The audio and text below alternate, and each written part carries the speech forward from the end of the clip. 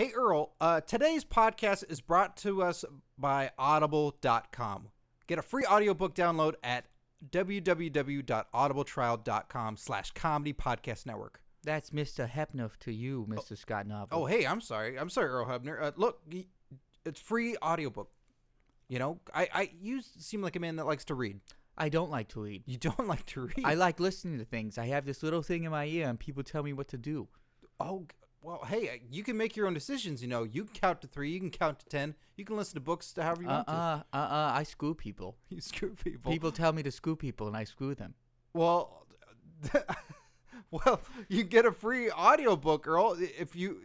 The beauty is that you don't have to read anymore. Are you telling me there's a book out there that's going to tell me to screw things?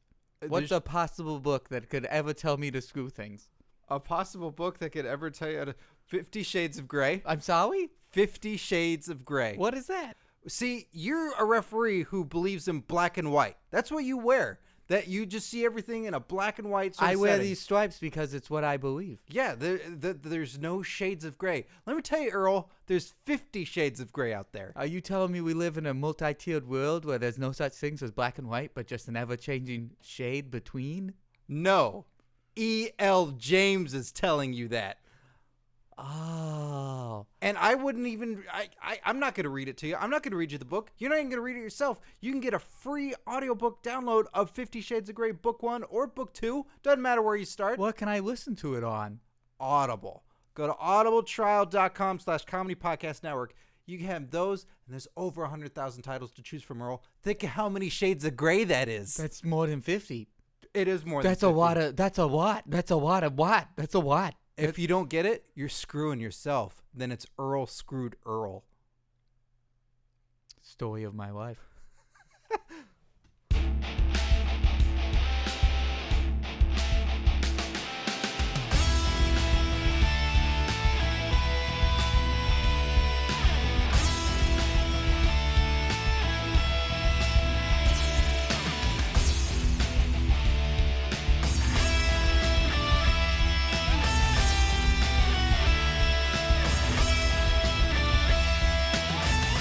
Welcome, everyone, to Curtain Jerks right here on the Comedy Podcast Network. I'm Scott Narver. I'm Steve Sears. This is WrestleMania 29 Gets Jerked. Get ready. Yeah. Be ready, because it's happening. Right now.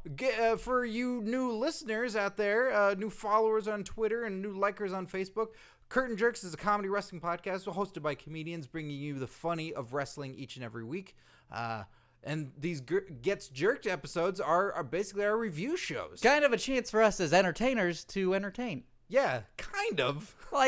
Opposed to every other episode in which we're just, giving you the news or wrestling breakdown shows, because that's what we do every episode. Or get really big interviews from time to time, and then other times maybe they're sort of characters that walk in. And you're not sure who's who, or talking in condescending voices that make it sound like we've got our own issues that we've got to deal with, but we're also trying to have a good time. Mm-hmm. That's exactly what this show is all about. Up top. That was a high five in real time. So, we gave our WrestleMania 29 predictions on YouTube, which is youtube.com/curtainjerkspodcast. Subscribe. And out of there was supposed to be 10 matches. There were not, because one got scrapped, which we'll get to a little bit later. Which you have a very interesting point about that. I do. That's why your eyes are still bloodshot. That's because I slept with my contacts in. Oh, okay. A little behind the scenes for you there, everybody. And when he says contacts, he means that's the robot that he has. Yeah, I just like Rocky IV, where Paulie fucks the robot. God, that shows that comes up every episode now. It's a critical thing. It is pretty it's critical. A timeless film. With one criticism. What's the criticism? Polly fucked a robot. I have no criticism with that. That's why I've adapted it in my own lifestyle. Oh, good. You have your contact X in. So out of the 9 matches that were slated for WrestleMania, I predicted 7 correctly, and Steve predicted 3 correctly. Yeah. You could have gotten 4, but you refused to predict CM Punk and Undertaker due to your excitement. I was so excited I refused to participate. Good thing CM Punk or Undertaker didn't do that. Yeah. I'm really looking forward to this match. Yeah, you guys. know what? I'm sitting this one out. I'm sitting it out. I'm too excited. I'm done. No thanks. Well, it was a great match, too. You know what? Let's not talk about it right now. Let's get to it. All right, let's get to it. But it was just really good. So, starting things off, the pre-show, which I didn't get to see. Oh, wait, we should preface with this. We didn't watch it together. No, we were about 100 miles apart. That's true. I watched in Hollywood at a Mark Warzeka's place and his sweet Hollywood pad. Did you watch it out by the pool? No, by the balcony. Oh, balcony. Yeah. There was cupcakes. Gives Batman trouble. Yeah. You had cupcakes? Yeah. One of our, Rima, who's actually going to be performing in Lucha Vavoom. She's going to be a ring girl. She came to WrestleMania and she brought WrestleMania cupcakes. Whoa. And they were awesome because they had Rolos in the bottom that melted and went to the bottom, and then they made these sort of chocolate caramel hockey pucks at the bottom of each cupcake. Oh, Canadian joke. Yeah, the old Canadian joke. They were delicious, as was Mania. What did great. you bring? It was a feast for the eyes. What'd you bring? I brought bean and cheese taquitos, beer, and some more beer, and Bean and cheese taquitos. And those Crystal Geyser passion fruit mango ones. You know, the ones that you get at a fancy movie theater? No. I brought a 4-pack of those. What are they? Juice squeezes. Juice squeezes. But there was more than 4 people there. Yeah. Wow. So then I brought fuck 40. most of them. I brought 40 bean and cheese taquitos, Scott. I brought 40 bean and cheese taquitos. Was there a dip or a salsa? There was no salsas. Oh, but shit. there was a lot of chips. I didn't bring those. I brought one Mississippi Mud, Mississippi Mud. It's like a black and tan jug of beer. I really and prefer then Miso-sippy. I think it's the combination of miso flavored with Mississippi down home goodness. That's right. But a little bit of that hoppy flavor aftertaste. It's like an IPA, but with chives. Yes. Speaking of chives, no. What happened to your WrestleMania deal? I watched it with the same group I watched last year with in Orange County. Some old high school friends. The Reaper crew. Yes, the Reaper crew will bring right. death upon you. And it was a lot of fun because those guys don't watch on a regular basis, and I can't stress this enough. This is really difficult to pull off, but if you're able to watch WrestleMania or any sort of big pay-per-view with fans that are just nostalgic. Out of the loop? Yeah. They fucking love everything, and everything is exciting, and then you're not a bitter, jaded asshole like myself that I'm trying to remove from myself. And it's so much fun because the pinfalls matter. Oh, it's great. Because I was in like a party situation, I feel like I was sort of distracted. Like CM Punk and Undertaker was the match of the night for me, but I wasn't invested in it as much as I could be. Like people sort of started talking or they would start asking questions about wrestling. I feel like I was with more people who didn't care about wrestling than I was with, like Warzeka was into it. Brett was there. He was really into it. But I feel like there was a lot of other people that were just sort of like, yeah, WrestleMania. I'm going to do this because it's Sunday in Los Angeles. Right. Opposed to church. Yeah. Gotcha. Which is my WrestleMania every day with God. So, speaking of wrestling with God, it was on the pre-show, which I didn't get to see because no one hooked up Facebook or YouTube on TV. Are you talking about Miz and Wade I'm Barrett? talking about Miz and Wade Barrett for the Intercontinental Championship. I was waiting for this. I watched an hour of pre-show with whoever those 2 doorknobs are they have doing commentary across the street from WrestleMania. Oh, Jim Ross and No, Kofi Kingston? No. How dare you call them doorknobs? It's like Katie Couric and some guy. Hornswoggle. Yeah, and some ESPN commentator guy. Okay.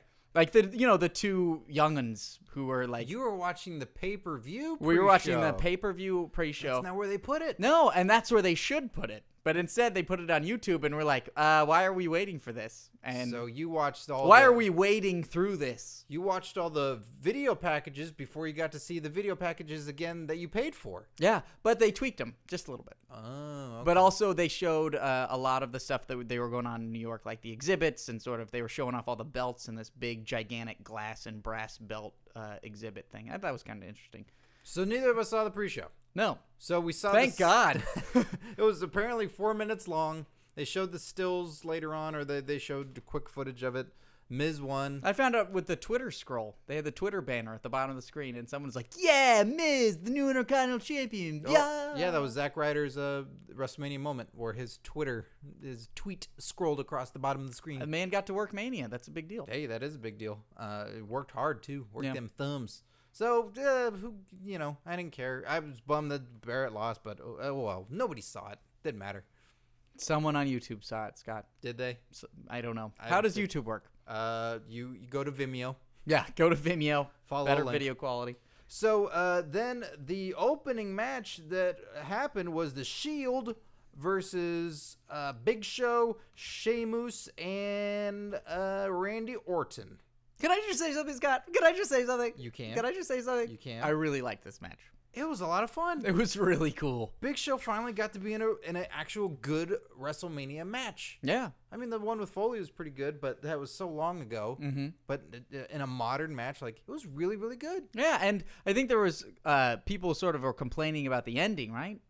But What? I mean, but Big Show sort of turning was great because it was like, yeah, he sort of was half face for a little bit. Half face. Hey, that guy loses at WrestleMania all the time. He's only won once. That's every reason to get pissed off and start punching people out. Yeah, that was awesome. I think also the thing I really enjoyed was Sheamus came out first for that match, and you see that look on his face, like, I'm on the pay-per-view. I'm the first, even though it's the first match, like, you see that look on his face, and he's looking around, and he's in this gigantic coliseum, and you can hear the roar of the crowd, and behind him is that huge movie theater-sized screen. It's like IMAX big. Yeah. And then he runs down to the arena, and I was like, to the ring, and I was like, that is cool. You could just see it on his face, and that was really cool. That to me is when the pay-per-view started. When the first match started, that's when the pay-per-view started. For me, it's when the Sandy relief started. Yeah, that's true. That was weird because Swagger was doing narration on it, and I was like, aren't you a bad guy? He was? Yeah, he showed up a couple times. I thought it was a woman. No, it was Cena was talking, and then Swagger was talking, and I was like, is that Swagger? They sort of went all-American with the people that were talking during the... Did they have Sergeant Slaughter? No, I don't Hulk think so. Hogan? No. They didn't go all American at They all. went all-American under the age restrictions, which is if you're too old, you can't be American. Oh. Well, that weirded me out because I really thought for a little bit that we weren't watching WrestleMania. That Sean, whose house I was watching it at, had turned it on something else. And it's like, after about a minute, it's like, hey, is this WrestleMania that we're watching? I just want to No, make sure. man, we're going to be watching Sandy Aid for the next 8 hours. Oh, great. Yeah. Hey, Taylor Swift.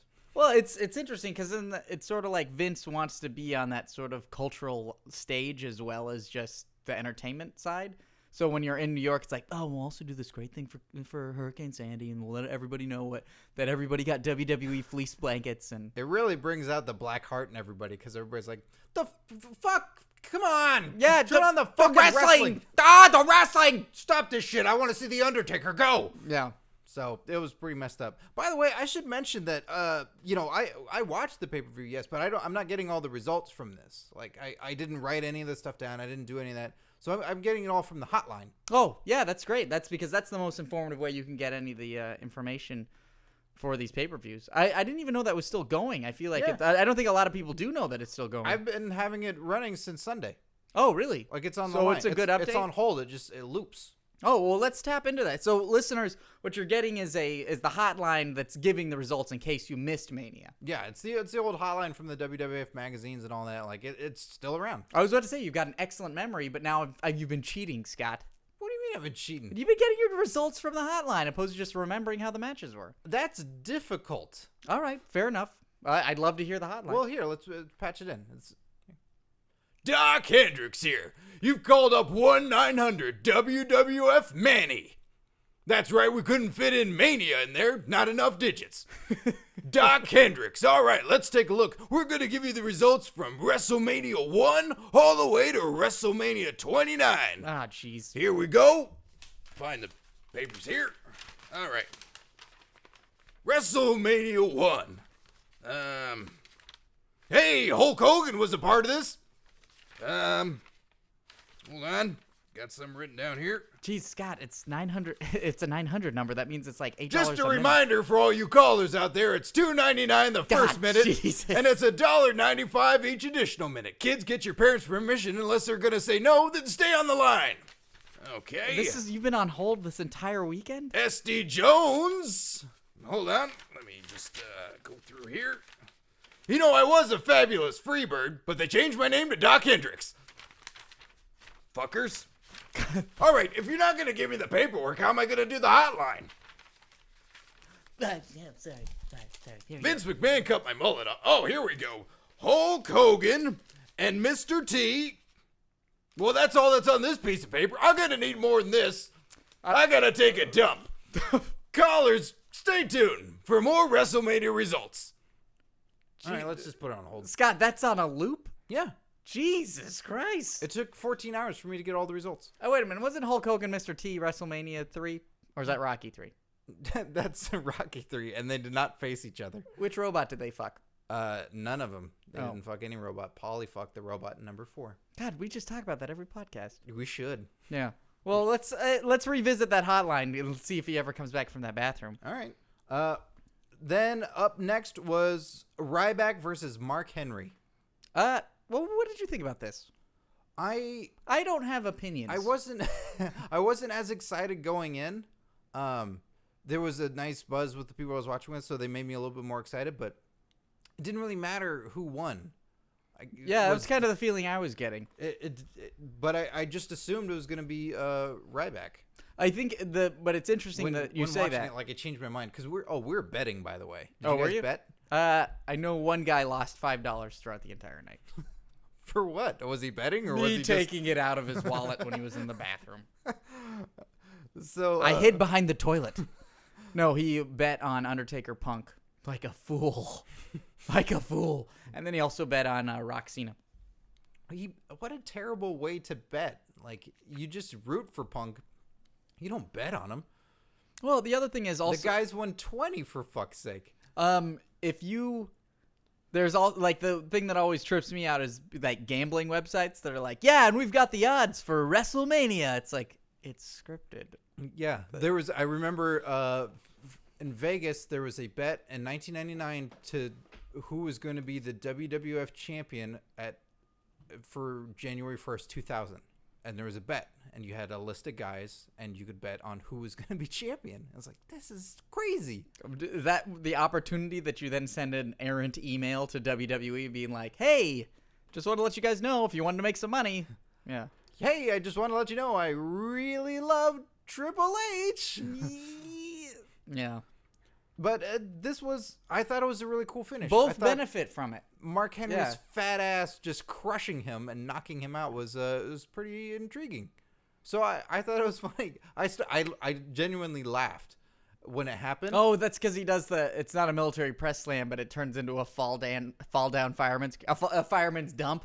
Yeah, and so when he just crushes him because he's so big, and then he's going for the pin. It's like, all right, well. He'll kick out. Oh my God, he lost to that. Like the guy's so huge, he knocks him out. That's cool. And then doesn't Ryback get the? Then Ryback has the same attitude as Big Show, and then starts knocking people out. Works for me. Gets all pissed off. But like, regardless, you get Ryback doing his move, which looked painful because his tiny little ankles are just going. Oh God, I don't think I can handle it. And you get to see him do his awesome move on Mark Henry. Mark Henry looks awesome coming out of it because he's back. Yeah, he didn't take him out. He just fell on him. Yeah, that decimating. He didn't even fall on him. That's the right way of saying it. He just weighed so much more than him that he won. It was a slow collapse. Yeah, it was like it would be great if Ryback's Big Brother win. It'd be great if Ryback's legs were kicking the whole time. Like, get off me! Yeah, stop it! I'm telling Ma. Yeah, Ma McMahon. Ma McMahon. Then we had the WWE Tag Team Championship match with Team Hell No's champions versus Dolph Ziggler and Big E Langston making his debut. Yeah. That was his first match, right? Yes, that was his first Mania, no less. Good for him. That was impressive. That was a lot of fun.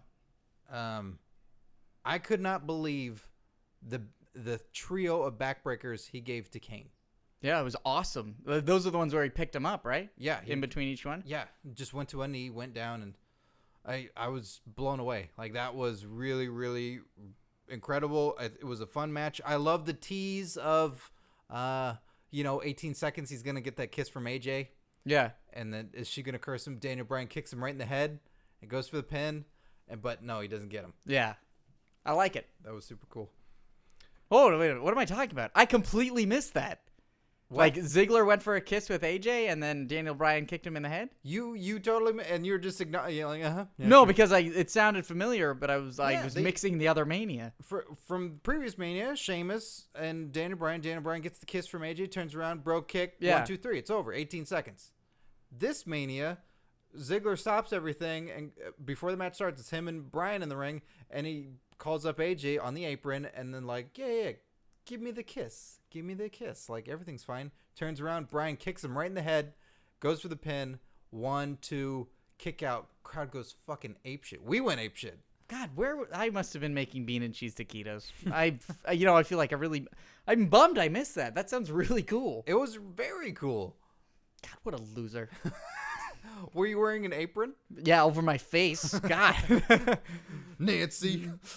Well. But I liked the rest of that match a lot. I thought the backbreakers, I remember being awesome. And then when it ended, I was like, they don't have to win. Like, the other thing is, I guess maybe I'm super optimistic, but I didn't feel like anybody really came out of any match looking poorly. Do you know what I mean? I assume the Miz always does. Yeah, even when he's got the belt. Yeah. It's like, oh, that looked terrible. He's carrying it upside down. I Cuts his finger on one of the edges of the IC belt. I'd say there are 2 matches where I say some guys didn't look good. Let's get to them. Okay. Skip ahead. No, so that was a good match too. And then our second debut, we had Chris Jericho versus Fandango. I liked this one. The camera also decided for me that I liked one dancer more than the rest of his dancers. What? Fandango comes out, right? Yes. Before he comes out, they have the one dancer, and she starts, and then 3 other dancers start, and then the other dancers behind her start. Mm-hmm. Someone made the call in the truck that's like, just focus on the lady in the front of the pyramid because no one else was in time. Okay. And so they were like, if you watch that intro, there's a dozen dancers on stage, and they're focusing on one, and so you can't see that everybody's out of time with each other. Oh, I see. Okay. It's 1, 2, 3, step, toe, heel, not 1, 2, 3, heel, toe, step. Cattle prod.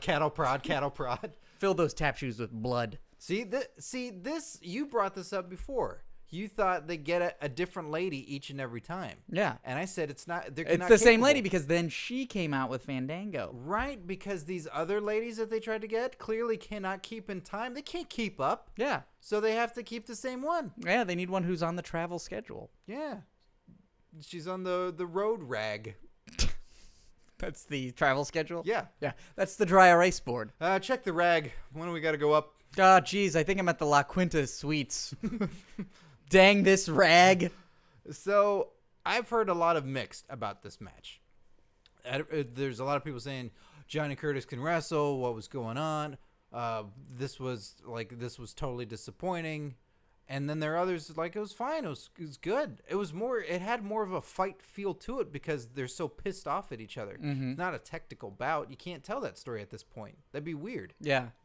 I overall liked it. But it was the best example of everything about this WrestleMania everything was a good match in my mind. Oh, but I thought you meant that everything was bedazzled and that's what you liked the most. There's a lot of purple at this Mania. Did you catch that? Somebody did when I was watching it. I didn't catch it, but somebody pointed it out. Yeah, that there's a lot of purple. It was very strange. Would you wear those Fandango pants? No, I would wear the Undertaker CM Punk trunks, but only for swimming. Wait, what? The Undertaker CM Punk trunks? CM Punk wears the classic weird violet Undertaker colors. Yes. For his trunks. Oh, yeah, okay, that's how you're saying. Because Undertaker wears the tights. I'm like, you're gonna wear both, or you're gonna wear Takers on the lower part, like a 1910s swimmer. Yes. I'm gonna wear the or a Undertaker. really bad superhero. Yeah. Hello, I'm Tank Top Man in pants. I would wear the CM Punk trunks, but only for swimming. I don't think I'd wear them around for the grocery store or something. Oh. Maybe if I had a T-shirt. Good. You'd fit in at Trader Joe's. Bunch of dirty hippies. Yeah, just not really. They wouldn't bat an eye. Yeah, they wouldn't. I'm trying so hard to be an individual.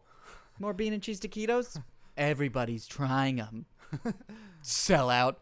Anyway, this was the first match to me that sort of set the standard for every match is good. Not that I wasn't disappointed from any overall. I guess you could say I was disappointed overall with Mania, but that was because you have your mind blown. Yeah. But for this Mania, I was like, every match was satisfying and good. It wasn't mind blowing, but everyone was good. They do their job. They look great, but it wasn't. They didn't break new ground. No, I was really hoping this was going to steal the show. It did not steal the show, but it was a good match. I was satisfied with the match. I thought they did a good job. I thought, again, the pressure of this is your first fucking match outdoors and with it's Mania. 80,000 people, and you're probably a little cold. Yeah, and this is what you've always wanted. Yeah. Yeah. And you're doing it. And the story that they told, like, it's going to be the next match. You know, the Extreme Rules match or the next one is going to be maybe the more technical match where you get to see more. Did you just pick a booger out of your nose? No. What'd you do? I bit through my mustache and I had to pick the hair off my tongue. You bit through your mustache? Yeah, it was weird. Speaking of weird, I should let everyone know, because right now I'm talking about Fandango, and everybody's chomping at the bit going, why the fuck aren't you talking about anything that happened on Raw? Why haven't you mentioned anything that's going on? What is happening right now? Well, the reason is because I've tweeted this and said as much. Steve has not seen the Raw that followed WrestleMania. So I'm on Twitter, Facebook blackout because Scott says don't learn anything. I'm going to watch it after we record today. We're going to do a bonus episode dedicated to that Jersey Raw, and it's amazing to watch Steve's face. Like, he has no idea. He really has no idea. I have no idea what's happening. All I imagine is maybe the crowd is crazy, but I imagine that's it. The way WrestleMania left me, I was like, yeah, I don't know what they could do, but all right. I have been to Narnia. I went through the wardrobe and I fucking seen everything, and you're just sitting here like, yeah, whatever, I don't know. Hey, welcome back, pal. Well, I'm busy. I got some stuff to do later. I got some work, so I'm not really interested in watching the show. Oh, Turkish Delights, they're my faves. Yeah, it's totally tops. It's astounding because we're all listeners. I'm sharing a mind with you right now. We're all together on this, and I want to just yell at them like, this happened. And so I can't. In a couple hours, it's gonna be funny when I'm gonna be like, I can't believe I didn't know. I didn't know I knew any of this. Steve, what do you? Let's take a segue for a second. What do you think happens on Raw? I don't want to overguess and then be disappointed. No, what are a couple things that you just might think occur? Hopefully something. Let me throw out a couple wrestlers. Like what occurs with John Cena? Because it's Jersey, I'm assuming maybe the crowd. This is me being honest. I'm assuming the crowd turns on him so hard it's hilarious. Okay. Does he do anything else? Like in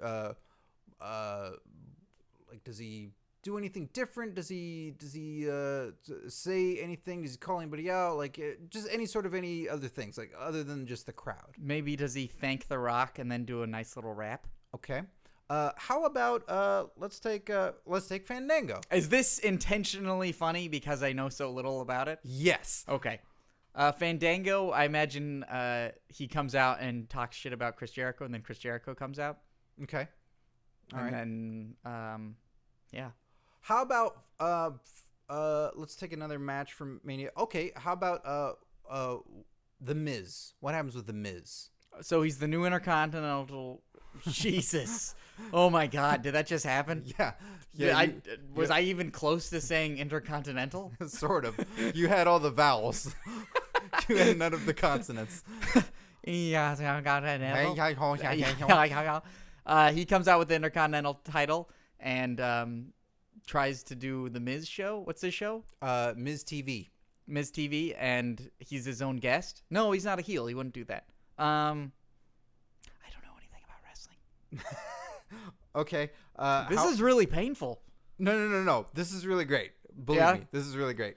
How about Wait. I think the Miz, and then Wade Barrett comes out and says, or someone challenges the Miz.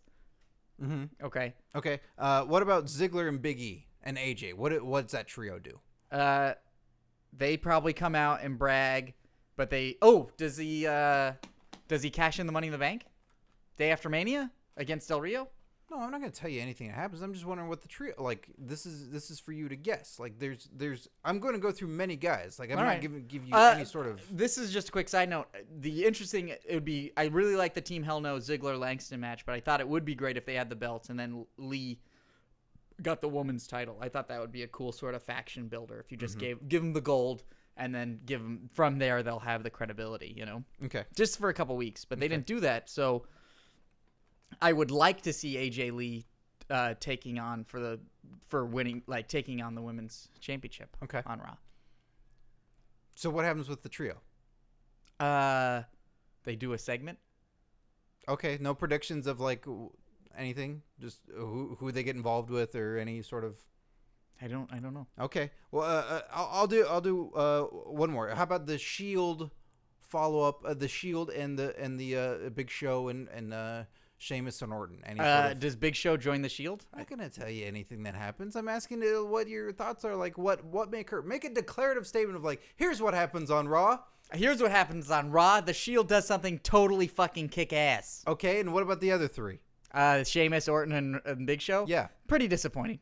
Okay, all right. So moving on in the card. Here we go. That was Steve's predictions of what happened on Raw. That was tough, guys. That was really tough. I felt completely lost because I was like, yeah, WrestleMania tied everything up pretty nicely. Does Lesnar or Triple H show up? Hey, I'm not gonna tell you anything, man. All right. I gave you only so many. I didn't want to run through everybody. Okay. The World Heavyweight Championship match: Alberto Del Rio versus Jack Swagger. How excited! Oh, I was really disappointed that they didn't show Coulter and Swagger coming out on that cool ATV. Yeah, they didn't get to come out in their little Jeep. Yeah, they like drove out during the video package. Yeah, super bizarre. Very strange. Because it's like a Raw where you go, well, that guy's gonna lose. He didn't get his fucking entrance. Yeah, it's Mania. Why didn't we? And he got a vehicle. Yeah, and then I think the big conversation we had at my WrestleMania viewing, at my WrestleMania viewing party. Speaking of which, did you see how Maria Menounos tweeted that she was having a big WrestleMania viewing party in Los Angeles? No. Well, I hope she cleaned off those white pants with the shit on the back of them. Hey, real-time high five. But, oh, geez. Oh, yeah, everyone was talking about how Del Rio was sort of being spoon-fed as a face. Mm-hmm. And, like, he's a cool guy, but you like him because he's a heel. Like, you'd want him as an anti-hero, not as a straight-up face, because you want to see him come out in that car. You want him to be that millionaire you hate. Yeah. Because he's wearing gold all the time. If he's that rich, he's not giving me any money. Why am I going to cheer him? In America, anything is possible, especially if you're rich in Mexico. I have $12 in Mexico. I am rich. You should know I don't even speak English. I speak everything phonetically in our continental. Well, I've been bummed out for Swagger. That's a shame. I didn't think he looked good. Yeah, I thought he looked all right. I mean, maybe at the end, but I'm certainly not losing. Oh, I felt bad for him. He lost. He tapped, too. Yeah, that's why I don't think he looked good. Scott. What? Behind you, there's a dark shadow. He's got hair covering his face. It's Jack Swagger. He's right behind you. Hey, guys. Here's paperwork for paychecks. You know, your W-2s and your I-9s. There you go. Sorry, it's been really hard to lift them. Oh. Because of your arm? Yeah. Hey, Jack, all around, though, pretty cool Mania, though, right? Yeah, everything else was pretty good. I found one thing really disappointing. Oh, that they cut your entrance? Well, I guess I found two things really disappointing. Oh, you didn't know that they cut your entrance? I thought my entrance was on TV. Was it not on TV? With the ATV? Yeah, I rode with the ATV and I flashed everybody. We saw the ATV. I took my top off, and Zeb took his top off, and we're screaming and trying to get the MILFs in the audience to take their tops off. I'm sorry, Jack. We didn't see it. Overall, we had a couple. We're like a new Generation X. We're getting ladies to flash their boobies. Well, Jack, it sounds like you're in a little bit of a better mood. I mean, you didn't see the boobies? No. I said do it for Steve Sears. So Steve Sears the boobies. I appreciate it. Thank you. You didn't see it? I didn't see it. If they feel strong and independent enough to do that and flash the camera, that's fantastic. That show was $70 because you didn't see any boobs? No, they had the video package, and the next thing I know, you and Zeb were in the ring. Well, yeah, and then we did a whole series of calisthenics. No, that was good. We did some gymnastics upon one another. Jack, what? Oh, we had a whole cheer. We had this whole cheer that Zeb and I did. You didn't see it? Jack, we didn't see any of this at Mania. They had the video package, and then it cut to your ATV being at ringside, you being in the ring, and Zeb did his promo. We did a fireworks show. A fireworks show? You didn't see our fireworks show? No. It cut to the ATV, Zeb Coulter was in the ring, you had a match, and then you tapped out. There were 9 Mexicans in the front row. We chased them all out of the building. You didn't see it? No, storyline, I can imagine that being very impressive. It's kind of scary, though. Well, it was a precursor to the whole match. It's part of the story. You didn't see that? I didn't see any of that, Jack. I tombstone Pete Rose. You didn't see that? They cut that from Mania? I tombstone Pete Rose. I didn't even know Pete Rose was there. Well, he was, and then he got tombstone by Jack Swagger. You didn't see that? I feel like there's a whole nother Mania that they just cut out. I shaved Mr. T's mohawk off. You didn't see that? No, that wasn't on. I didn't see bitch. any of that. Did you see me win the World Heavyweight Championship? I certainly didn't see that. Because I didn't. Yeah, you tapped out. Jack, look. No, don't touch me. Jack, come on. Stop touching me. Jack. No. Jack. Don't rub on my beard. Jack. Don't, stop it. Jack. Stop it. Look, you got to have a headlining, a championship match at WrestleMania. That's Well, so I big. thought it was going to be at the end. They told me it was going to be at the very Did they? end. They really told you that was going to be the Yeah, last match? I called the hotline, and they said it was going to be on last. Oh, really? Yeah, 1-900-WWF Manny. Oh, yeah, that's right, because they don't have enough letters That's for right. Mania.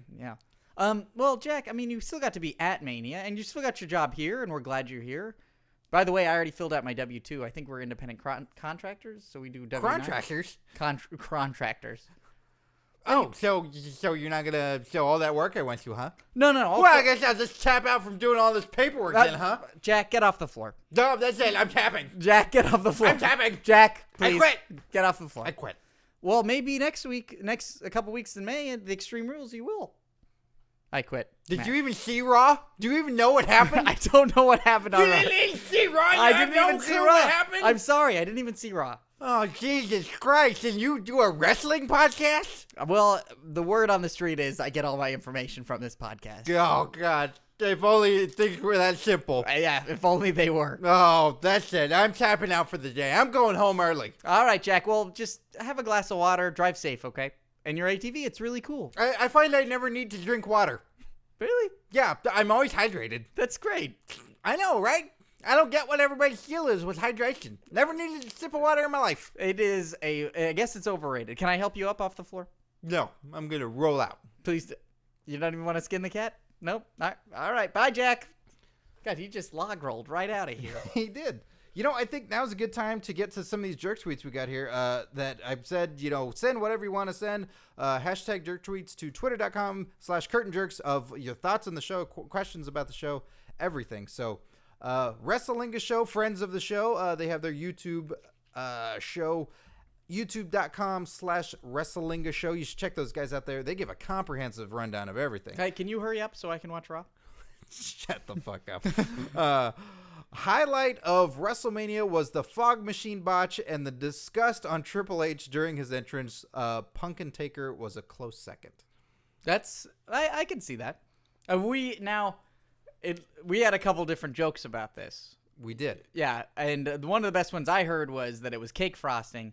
I liked the idea of it, which was he would have looked like he was sort of smoking the entire way to the ring instead of just blowing smoke like Goldberg did. Right.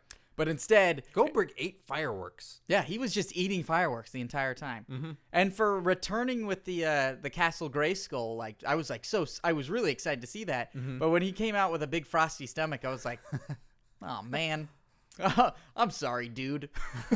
I felt really bad for him. I thought Fandango and Goldust jacked off on his stomach. That's what I assumed.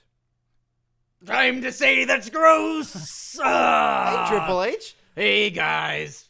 I should have known better. We had our giant inflatable castle here today. We're going to play He-Man a little bit later on, and you were behind there the whole time. I've been hanging out. I've been hanging out inside it. You may want to look at the base of your tie. What?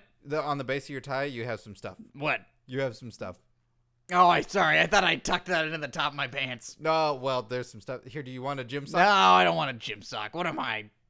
High school, junior high, college, in my apartment, in my 30s. I'm Triple H.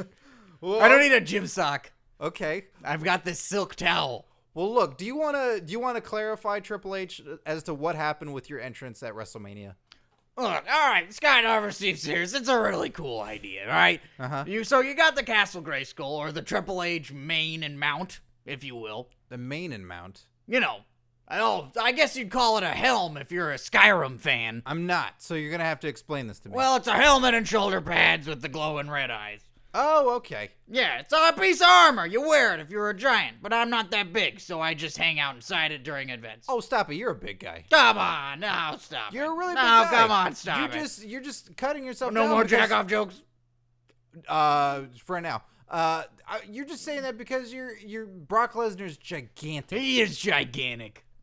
That's what happened, Scott Narver, Steve Sears. You couldn't break his arm. I couldn't break his arm, and the entrance was just the beginning of it. The entrance was just an example of having a great idea, having some good booking, and the execution just wasn't what people wanted it to be. You know, I think I'm a funny guy. People think I'm a pretty funny guy. You are a funny but guy. I'm trying to make stories also. Right. Trying to get those PPVBs. Pay-per-view buys? Yeah. Okay. Is that the lingo you use now PPVBs. since you're a corporate guy? PPPVs. That's PPV. Yeah, the pay-per-view buys. Yeah, that's right. Okay. So my entrance, getting frosted on my tum-tum, makes me look like a jackass. And you go into a ring, and you have a match with Brock Lesnar, a big old gorilla who likes to yell like I yell. Sometimes you're not going to get the results that you want. the mashed potatoes. The mashed potatoes. You want the mashed potatoes. Sometimes you get the french fries that are still frozen. You know what I mean? Sometimes you get the frozen french fries. Sometimes you just get two steaks slapping each other. Yeah, two steaks slapping each other, just like my thighs, or just like Chris Jericho and Fandango blasting on my face. It was Jericho. It wasn't Goldust. No. It was guys with fog machines. Oh, okay. Well, so did that get in your head because then you thought you had to retire since you made such a joke of since you had this white Cake blast- frosting. Right. Frost. Yeah. Smoke detritus. Smoke detritus. Oh, is that Latin? Yes. Are you gonna have a new shirt? Called to rule with smoke come. So you're gonna have a new T-shirt with some skulls, some sledgehammers, and then just white frosting on the stomach area. That's very clever, Scott, but what it's going to be is a skull with a crown, and then one of the eyes are closed, and it's going, you got me. And what's the Latin again? Smoke detritus. Smoke detritus, which translates again to Smoke cum. So we hope to see that in meme form or in T-shirt form very soon. Yeah, I think a skull with one eye closed or trying to cough up a hairball would be pretty appropriate, too. Let me ask you this. Were you happy with the show? Overall? Yes. Yeah, I think it was a pretty killer Mania. Was there anything you were disappointed by?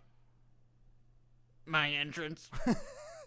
Were you why did you cut the Tons of Funk and the Bella Twins and Rhodes Scholars and the Funkadactyls? You know, Scott Narver, Steve Sears, I think a lot of people after the big main event matches start, you don't need a breather. You just need to go the whole way through like a heart attack on a big treadmill. Oh, okay. Well, that's one way of looking at it. Yeah, just let it keep building and building until you get to the main event, and then people don't know what's what, and then it just feels like a weird alien disappointment. All right. Well, thank you, Triple H. Thanks for filling us in on everything. Thank you. Oh, God. See you later. Cartwheels. I didn't think he was capable of cartwheels, but he's doing all that MMA stuff now. Oh, is he? Well, that training anyway. He's working on agility. That makes sense. The jiu-jitsu. And if you're going to have a Brock Lesnar Triple H 3, you're going to need it. Yeah. Chris Bickley 5 says, who was the best rookie of Mania? Reigns, Rollins, Ambrose, Big E, or Fandango? I think we should strike the Shield from that and make it about Langston and Fandango because Shield, they've all been wrestling for a very long time. Like, are they like Mania rookie? No, but active matches in WWE? True, but on the big stage? But I don't want to just say, yeah, the Shield, hands down. Well, that's why you just choose a person. Yeah, but it's more interesting to see where Langston and Fandango are going to go because they're in singles competition. Well, clearly you can just narrow it down to those two being your choices. I think all 5 of them did very well. Shield was amazing. I think that who's the rookie of the Mania? Rollins, I thought when he did that suicide dive and hit his head. When he did a true suicide dive? Yeah. I'm fucking killing myself. That was amazing. Yeah, that barricade is never going to fight him again. Yeah, that barricade quit.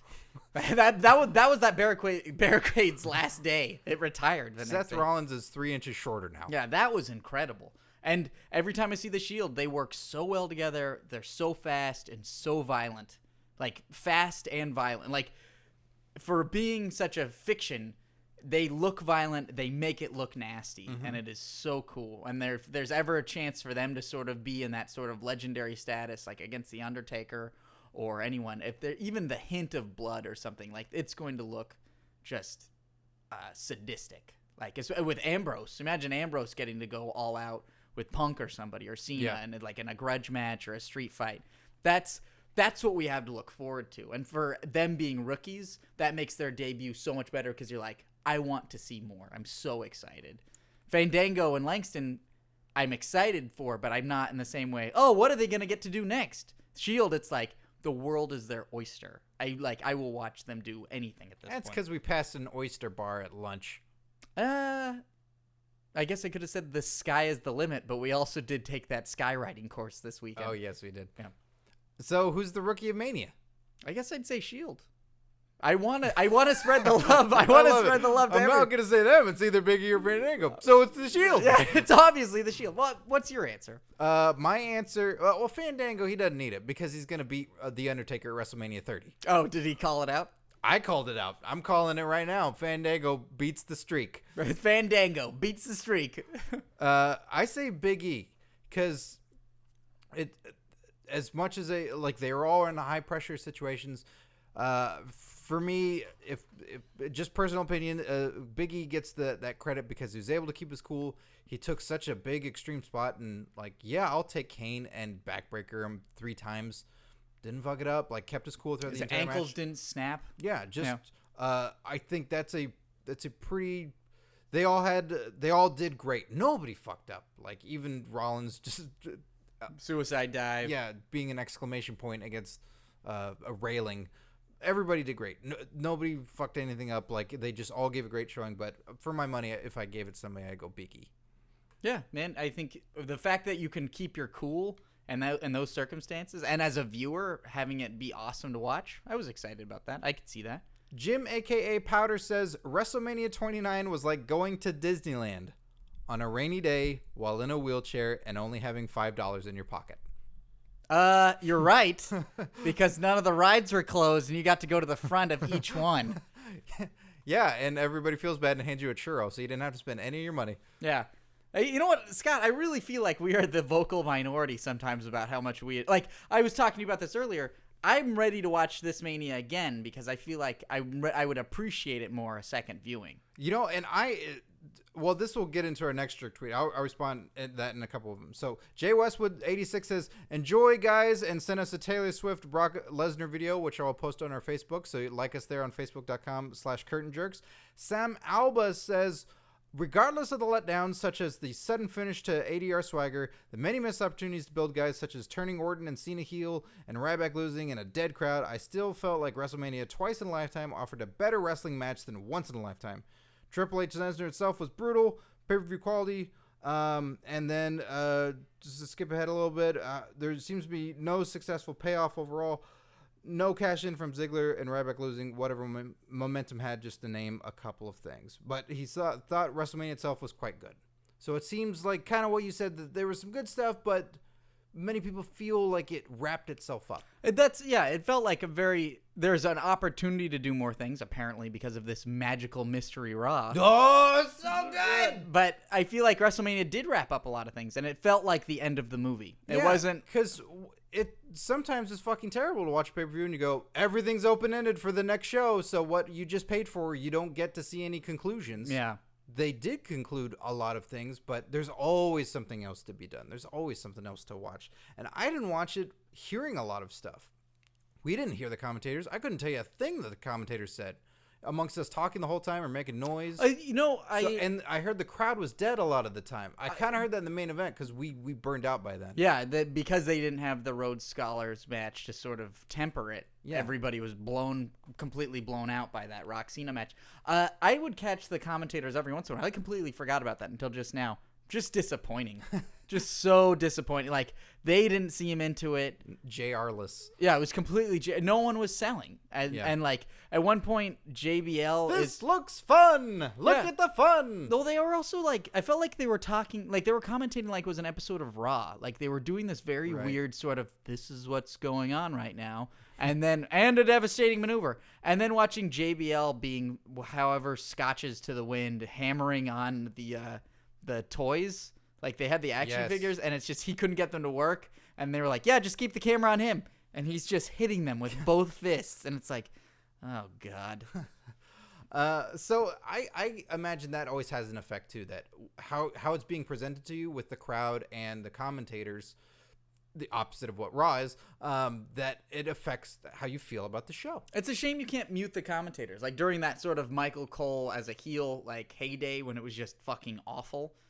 Or if they could have just muted the commentators, we could have just put on the Total Recall soundtrack. Or the Spanish announce team. Oh, man, that'd be great. Because then you'd be excited, but you wouldn't know why. Well, The Undertaker versus CM Punk with Paul Heyman in his corner. Awesome. This match, unbelievable. So good. Killer match. I was a big fan of it. This was the first match that I got very excited. Like, Shields set it off straight. It was awesome. Undertaker Punk was the one I was really looking forward to. And it just felt solid. I wasn't blown away, but I was just like, I was glad as it was going. And then every time there's those Undertaker matches, whenever there's a pinfall on him, I always think it's over. Yes. Every fucking time. Like, I'm just such a mark. I'll just be like, yeah! I don't know! Yeah. What is real? We were all going ape shit. The guy, like, there were people there that didn't know about Paul Bearer being dead, some that did, and just nostalgia and like, no fucking way. If this guy beats Undertaker, I'm gonna lose my shit right now. Like, they're fighting with him and for him because they loved him so much as a kid. I'm sorry, Scott. I'm kind of having this flash. I'm remembering what somebody said during this match. This is what was tough about this is when people started talking during the pay-per-view. Okay. And so I was a little disappointed because this is like, this is the match I was really looking forward to. And then people started like actually getting into it. But then they started having conversations. And I remember at one point someone was like, why is that guy carrying his best friend around in an urn? That's so fucked up. What? Yeah, and I remember, like, that's my response to, that's why I just thought of it. And it was like, and I can't believe he spilled the ashes all over him. That's so fucked up. Like, there was a disconnect from reality in the fantasy of it. Oh, my God. And so I then Grow up, loser. And then I was thinking too much about it, and then I almost missed, like, the old school when Punk pulled the Undertaker down from the old school vintage Undertaker move when he gets up on the ring ropes. Mm-hmm. God, what a great fucking match. This is why I want to see it again. I feel like I would adore it. I think it would be fantastic. Match of the night by far. Loved it. Like, can't say enough about it, so there's no point. Like, everybody, if there's somebody that didn't like this match, I don't know what the fuck's wrong with you. There was talk about botches and stuff. I think the people seem to talk about Punk a lot and the fact that he's botching stuff. And we talked about this a while ago. The very first Cena CM Punk match. What was it? Money in the Bank? Yeah. That very first one where it was like, Punk's leaving. And there was a lot of matches, like a lot of moves that didn't go they weren't clean. If you do something and you go up and over the guy, like a suplex, and the guy doesn't land directly on his feet. Or his knees bend, or... Yeah, it's like, oh, you fucked up. It's like, no, it's part of he didn't fall on his face and get hurt. He's trying to maneuver out of it. It's the Harrison Ford. It's the Indiana Jones stuff. It's like, it's dirty. It's like there's something surviving fault about it. Yeah, there's fault in it, which makes it cool. And I feel like that raises the stakes because you're like, did that guy just really snap his ankle? Or yeah. And it's the commentator's job to fix it. I always loved Monsoon when he talked about if a guy didn't hit something all the way. That he's like, I didn't get all of that one. But he'd still sell the maneuver and make a reality to it. Right, because in the reality is, like, you're trying to hit him with everything. You're trying to give him full force. So if you, like, the drop kick hits the shoulder, obviously, rather than the face or something like that, it's like, we only got him there. That the reality is like, he didn't hit him where he wanted to hit him, so it's not doing as much damage. And that guy still got plenty of mana. Yeah, he's got so much mana to work. But that plays into the Chris Jericho Fandango match, which was at a cool finish, I thought, because Jericho does that lion salt. Totally misses. But then the commentators start selling the knee before Jericho does. Yeah. That was sort of the part that was troubling. He didn't get hit by the knees. The guy tried to put up the knees, but he missed. It's like, yeah, fine, good. Make it work. That doesn't bother me. Because he tried his offense and he missed. Yeah. So. I think that was those things together, sort of like botching stuff. There's when it's really bad, and then there's when you're working something that's incredible to watch. Like, a lot of it is just me, I feel like, playing defense or trying to justify it. It sucks to be in that position where you have to justify amongst other people that are saying it's stupid, and it's like, well, get out of here. Yeah, but I think it's a lot of it is because it's something I want to like, and I don't think I'm in the place where I'm going to justify something to a fault. Where if it is bad, I'm saying it's still cool. Mm-hmm. I think I still feel like I have the radar that I can detect if something's good or not, and I feel CM Punk and Undertaker, regardless of whatever faults, was awesome. Can we check that hotline again? Yeah, let's go. Let's plug in. Okay, Doc Hendrix still here. WrestleMania 12. All right. God. We got Bret Hart and Shawn Michaels wrestling for an hour.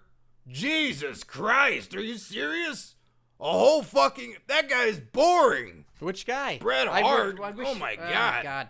You ever get in a conversation with Bret Hart? Oh, man. Put you to tears. Wrestling for an hour. All right, Shawn Michaels. Nope. You guys just gave me the pictures of him in Playgirl. Oh, God, he was in Playgirl. Scott, he was in Playgirl? Ooh. Doc Hendrix likes. Gonna make a WrestleMania 29 Triple H moment. Here we go. All right, stay on the line. Wow. I forgot about the Shawn Michaels Playgirl spread. You should. Yeah, I completely did. And you forget about these little, like, chunks of pop culture that it's like, God, I thought I'd burned that. Why is this still here? Well, that brings us to Triple H with Shawn Michaels versus Brock Lesnar with Paul Heyman. Did you say Triple H with Shawn Michaels Yeah. versus Brock Lesnar With Paul Heyman. That was a great match. I liked it all right. I was spent after the other match. Yeah? And I wasn't totally into it. It took a while. And I liked it all right. I didn't love it. I know you liked it much better than I did. I feel like we probably bring this up every other episode, but we watched the No Mercy with Kane on the cover, and it's the Undertaker Hell in a Cell Brock Lesnar match. 2. Yeah, and I like just getting to watch Brock Lesnar work. If he's just beating somebody up, that's just incredible because it's terrifying, and it's the same with the Cena match where he's just killing Cena the entire time. And then this one wasn't as weird as him just doing Kimura locks on Triple H the whole time. Yeah, it was super weird because it was Triple H doing Kimura locks on Brock Lesnar the whole time. Yeah, very strange. Not working. Yeah. But the back and forth, I feel like the sort of the striking and stuff, like that's what I wanted to see, and that was cool. It was two guys beating the hell out of each other. I did love when Brock picked up Triple H on the outside and went, "You go here," and threw him into this announce table. That was awesome. Because it wasn't like a move. It was Oh my God, Punk doing the elbow on Undertaker and the table didn't break? Yes. Sorry. Flashes of greatness. So cool. That was a reason where it's like, hey, man, you going to do that spot where you're going to jump where the top rope is and I catch you? No. Why not? Because you'll break. Yeah, you don't look well. See? You can't break a fucking table. Jesus Christ. But Brock, I don't know. Triple H, what bugged me was Triple H booked himself as this total real-life legitimate badass or Brock Lesnar. Versus Brock Lesnar. Yeah. He made himself Brock Lesnar in the match. So just forever doing the Kimuras, and Brock had to just sit there like an idiot. Well, just like constantly laying on his chest. It's like, fucking move out of the way. I saw your match with Frank Mir. You left your foot in there and you fucking lost your match. Move your arm. Roll off of him. Stop. Don't lay on him again.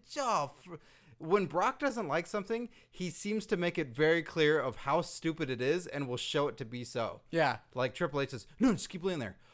All right. Oh, I'm so dumb. Oh, Here's my God, arm. this is so painful. Waggle in his face. Well, the badass part made me think also, he not only did he book himself as the badass, but like just wearing the leather jacket and talking about like calling himself the ass kicker. Yes. And giving himself like the Roadhouse like origin where it's like seeing that old man in the hospital and my wife crying, my kids crying, and it gave me a chance to kick. It's like, well, thank you for the narration. Brock Lesnar is a monster. He is that badass. It He needs to be. eats orphanages for breakfast. Yeah. And it's like, that was a weird one because it's like I don't think Triple H can maybe really pull off the anti-hero, the badass, the Stone Cold. He would need in comparison to Brock Lesnar. No. Yeah, he actually should have gone maybe more like White Knight, like more valiant, really. Like he would have had to go like squeaky clean face, I feel like, to really make a difference. You can't have both sides. It's weird to watch a Minotaur slay a dragon. Yeah, which is awesome. But just the same. Like, it's wrong. Like, yeah, but this is a beast in this land. Like, well, you're a fucking beast too, buddy. Yeah, it's like, who are you supposed to root for when both sides of the coin are the same? You know? Yes. And a dragon versus a minotaur is actually the name of my next movie. What? Dragator. But you want Minagon. You need. You need to have that separation. You need that good versus evil. And this one was a little too gray for me. Yeah. Because Triple H has a lifetime of being a villain. Total dickbag. Yeah, and Brock Lesnar is a force of nature, which makes him awesome. It's like, if you get stuck in his path, then yes, he will eat you. Yes. But you want to see him eat somebody. And that brings us to the match that ate it. The Rock versus John Cena for the WWE Championship. At this point, I think everyone was exhausted. Totally exhausted. There was no buffer. There was nothing left in the tank. tank. Got to see the Hall of Famers. By the way, I said this on Twitter, but Bruno Sammartino looks like Red Skull, but white. Yeah, I can see that. Him and Cena should have a match where it's Captain America versus Red Skull. Yeah, and John Cena's dressed up like Rey Mysterio. Yes. This match, it's fine. It wasn't the coup de grace of the night. It wasn't the epic. It was fine. I heard a lot of complaints about it's like, it's just finishers. And it's like, that's awesome. I like that it was nothing but finishers at the end, because it's like watching someone play Street Fighter. You don't want to just see punches and kicks. You want to see fireballs and combos and Hadoukens. Well, that's what I would debate. Like, this is what I'd like to see. That this is the end of an era in that it's so finisher heavy. Like, that's all that's going to work is just finisher. Wait, finisher. Like, he gets him on a finisher when he was fine for like 20 seconds. And so it just got him out of nowhere. That the match that meant more to me than this one was CM Punk and Cena going to Mania. Because in that match, it wasn't always just finisher. That both guys pulled out the unexpected move that you'd never think you'd see at all from either guy. Oh, that's that Punk doing the pile driver and Cena doing the Hurricane Rana. Yeah, because that's how much it meant that I'm gonna pull out a move out of fucking nowhere to surprise the other guy to get the win. That's what I would like to see happen, so I don't just expect to see finisher, and that's all that will work. Because it makes me think, well, why don't you just fucking do that from the beginning? Like, I get it, you're weakening him. Yeah, I mean, there's always that element where it's like you see a squash match where a guy just does his finisher at the beginning. Yeah. But it's when it's two cool guys, it's like, two cool guys? Why don't you just start with your cool finishers? And why don't you guys become a tag team, two cool guys? It's two cool guys, John Cena and The Rock. So I'd like to see that be a new thing now. I'd like it to be going the way of variety. They get pinfalls off of, like, he got him on a DDT. That you didn't think that was going to happen, or 3 pile drivers or something like that. You know? Yeah, something totally different. That I don't want to just see that now, because that feels you've done it to its fullest now. Well, I think the other thing is whenever you can give credibility to a move, it makes that move cooler. You know? Totally. If someone gets pinned by a Hurricane, like superplexes should be pins. I felt this way my entire life, and I'm probably never going to change that. It's off the top rope, Scott. It is. It's devastating. It's a superplex. It's super dangerous. So this match, it didn't do a whole lot for me. But CM Punk and Taker was incredible. We had one more thing that we want to do. I teased that we're going to bring back AskMacho. Let's do it. Let's ask him. We're going to ask him. We have Tortuga de Sexo says, "Hey, jerkies, you guys should ask Macho what he thought of this year's Mania." Let's call him up. He's here. Is he? Yeah. Yeah. How about it? Yeah. Oh, man, all that sweet fog. Sweeter than pie. Yeah. Cotton candy like. Yeah, fog machines. That's how they smell. Candy, cotton style. There's so many colors and so many. Thank you for joining us, Macho Man. You're absolutely welcome. Yeah. Did you get a chance to see WrestleMania 29? See it, I was at it. What? I was behind one of the goddamn pillars. I spent over $300, and there's a pillar in the way. So you had to watch the Titantron. Yeah, I watched the Titantron the whole time and occasionally did a peekaboo out of the side. Yeah, made a couple of wrestlers laugh. Yeah, I bet if they saw your head pop out, they'd get pretty excited. Yeah, I didn't like the people around me, though. Why? What was wrong with the people around you? They kept saying, nice costume. Oh. You bastards. I am the Macho Man. You're the Randy Macho Man. Savage. Well, yeah. Overall, how'd you like the pay-per-view? I mean, the greatest pay-per-view of the year. Oh, I did not like it. No. Really? No, didn't care for it. No. I know what's going on. I watch all the shows. I know what's happening. I know what's happening behind the scenes and in front of the scenes. Cut. So, what stood out for you? What bothered me is The Rock and John Cena. Well, arguably the centerpiece of the entire Oh, thing. would you say that they are powers that are perhaps mega? Oh, a long time ago, these two guys are tagging. Can't really function as a team, And then they're gonna fight each other, and then they fight each other for the belt, And I saw It's All for Elizabeth, She was there with me in the crowd, and they kept looking at her and pointing to her like, this is for you. And I said, no. Trying to be the mega powers, shaking hands at the end, being forces that can't exist together. I am aware of what is happening. So you feel like they were retreading some pretty hallowed history. Ripping off and sticking it to me, yeah. Jeez, I hadn't thought about that.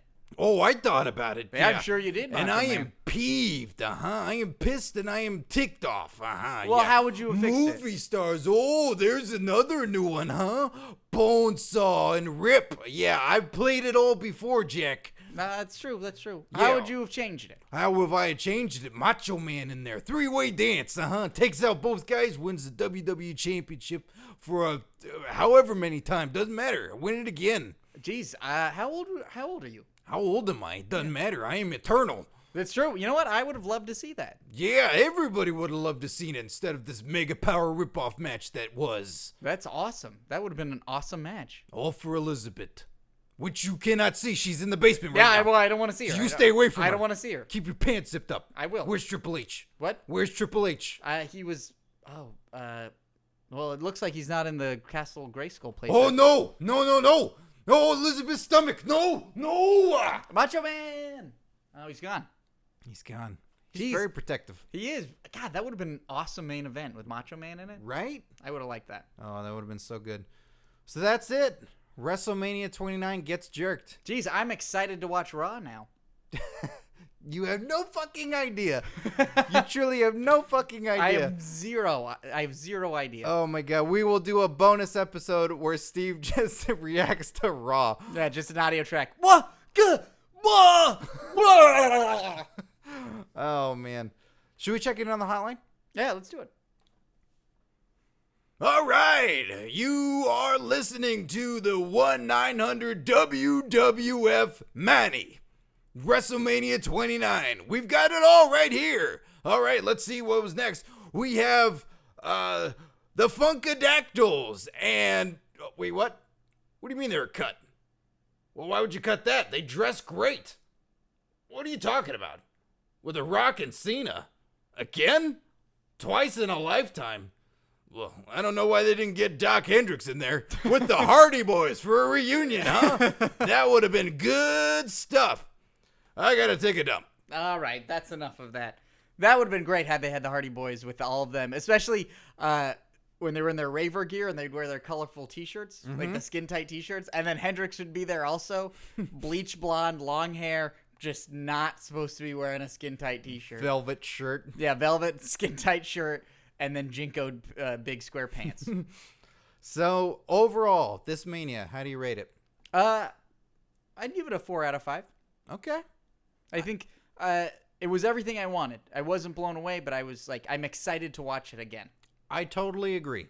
It wasn't one of the best, but that one match made it really cool. It was just a shame that 3 epics were in a row. Yeah. Because then it would have made the other epics better. I think so. Yeah, you could have really you would have made the other matches better if you had peaks in between. Yes. Valleys. Yes, peaks and valleys. Although, holy shit, no silly-ass comedy bit. No. They refrained. So as much shit as this WrestleMania gets from people, they didn't do the embarrassing comedy bit. Cena didn't have a goofy-ass entrance. P. Diddy was under 10 minutes. Yeah. Which was great. So, nice restraint on their part. Yeah, I think they just realized they had a lot to work with. Yeah, so credit for that. Yeah. And a fun WrestleMania overall. If you didn't see it, I think it's on pay-per-view. You should maybe get the replay. Hey, Scott, next time, can we watch WrestleMania together? I don't know. Please? All right. Thanks, I appreciate it. So, for Curtain Jerks, I'm Scott Narver. I'm Steve Sears. Enjoy your wrestling, kids.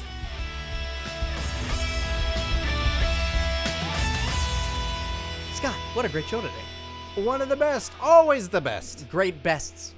If you want to get interactive with Curtain Jerks, which I know you do, Steve. Absolutely. That would be another great best thing to do. Go to facebook.com/Curtain Jerks. Hey, that's a great place to see photos of you with wrestlers and interact with us. I look stupid. Hey, you look pretty classy. But yeah, get interactive with us. You can talk with us on there. We post matches, photos, videos, all kinds of stuff. Is there another way we can interact with our fans? We can interact with all these jerks at Twitter. Twitter.com/Curtain Jerks. What a great Twitter handle. We tweet all the time. We tweet at breakfast. We do live tweets of shows, live tweets of live events. I should wake up for breakfast. Yeah, you should. You could tweet it. And of course, listening to Curtain Jerks is massively important. Listen to Curtain Jerks on ComedyPodcastNetwork.com, Stitcher Radio, and iTunes. All free. Rate and review us on iTunes. Makes a big difference to us. That's huge. Yeah, that's huge. Fantastic. It makes us a global phenomenon.